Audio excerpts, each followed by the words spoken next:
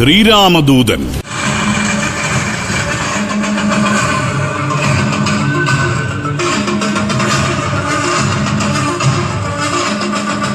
സീതാദേവിയെ അപഹരിച്ച് രാവണന്റെ കോട്ടയിലെത്തിയ ഹനുമാൻ ലങ്കയിൽ കടുത്ത നാശം വിതയ്ക്കുകയും ലങ്കാധിപതിയുടെ നിരവധി സൈന്യാധിപന്മാരെ നിഗ്രഹിക്കുകയും ചെയ്യുന്നു. പരാക്രമിയായ ആ വാനരന് മുന്നിൽ തന്റെ സൈന്യം പരാജയപ്പെടുന്നു എന്ന് മനസ്സിലാക്കിയ രാവണൻ തന്റെ മകനായ ഇന്ദ്രജിത്തിനെ ഹനുമാനെ നേരിടാൻ നിയോഗിക്കുന്നു. ജഗൽ പ്രാണാനന്ദനായ ഹനുമാന്റെ കരുത്തിന് മുന്നിൽ പിടിച്ചു നിൽക്കാൻ കഴിയാതെ ഇന്ദ്രജിത്ത് ഗത്യന്തരമില്ലാതെ ഒടുവിൽ ബ്രഹ്മാസ്ത്രം പ്രയോഗിക്കുകയും ഹനുമാനെ ബന്ധിക്കുകയും ചെയ്യുന്നു. ബന്ധനസ്ഥനായ ഹനുമാനെ സേന രാവണന് മുന്നിൽ ഹാജരാക്കുന്നു. വീരശൂരന്മാരായ തന്റെ സൈനികരെ കൊന്നൊടുക്കുകയും ഇന്ദ്രന്റെ പൂന്തോട്ടത്തെ വെല്ലുന്ന തന്റെ ഉദ്യാനത്തെ നശിപ്പിക്കുകയും ചെയ്ത ഹനുമാന്റെ കഥകൾ കേട്ട് രാവണൻ കോപം കൊണ്ട് ജ്വലിക്കുന്നു.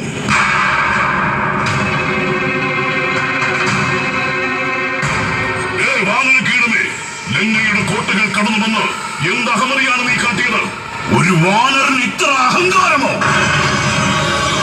ദേവന്മാർ സ്വപ്നത്തിൽ പോലും ഭയപ്പെടുന്ന ദശമുഖ രാവണന്റെ മുന്നിൽ നിന്ന് സ്വന്തം അതിക്രമം ന്യായീകരിക്കാൻ ഒരു വാനരൻ ഇത്ര ധിക്കാരമോ? ആരാണ് നീ?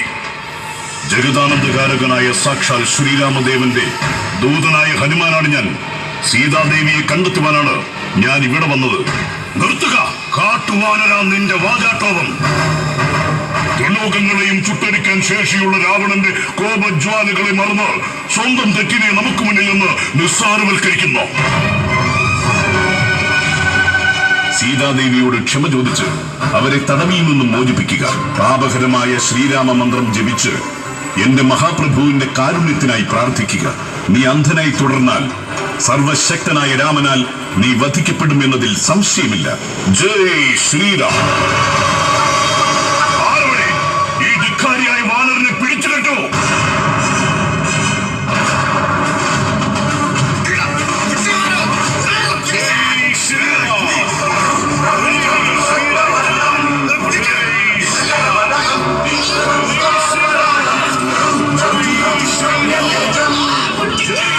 Shut up!